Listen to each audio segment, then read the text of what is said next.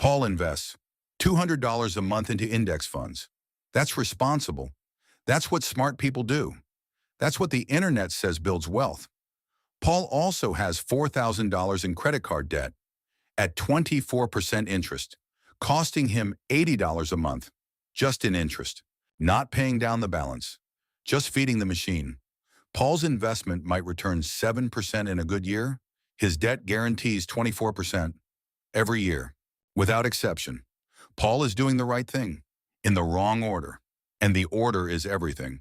Before Paul invests anything, he needs $1,000. Just $1,000, not for wealth building, for breathing room. When Paul's car breaks down without this buffer, he has two choices: credit card or sell investments at the worst time. Both bad. With $1,000 saved, car repairs become expenses, not emergencies. That difference is everything.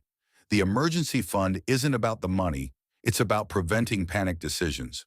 If Paul's employer offers a 401k match, that comes next, even before paying off the credit card, even before building a bigger emergency fund. Why? Because employer match is a guaranteed 100% return, immediately. If Paul contributes $3,000 and his employer matches $1,500, that's instant money. Better than any investment, better than any debt payoff. Free money doesn't wait.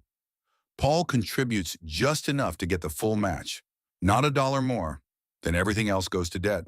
High-interest debt is financial cancer. It grows faster than almost any investment Paul can make.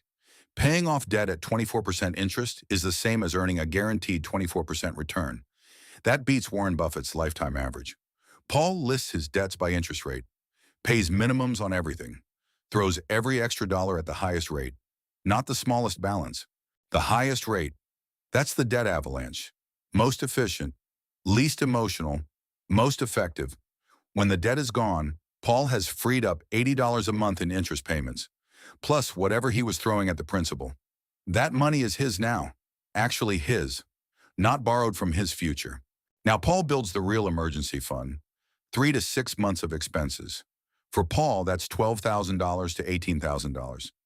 This isn't pessimism, it's foundation.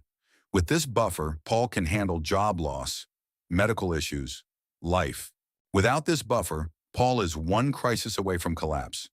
This is what separates fragility from stability. Only now does Paul increase investing.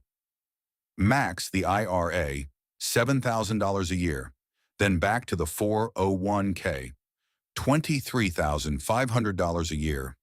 These accounts shelter money from taxes. Let it compound without the IRS taking a cut every year. If Paul has access to an HSA, that comes next. Triple tax advantage. Deductible going in.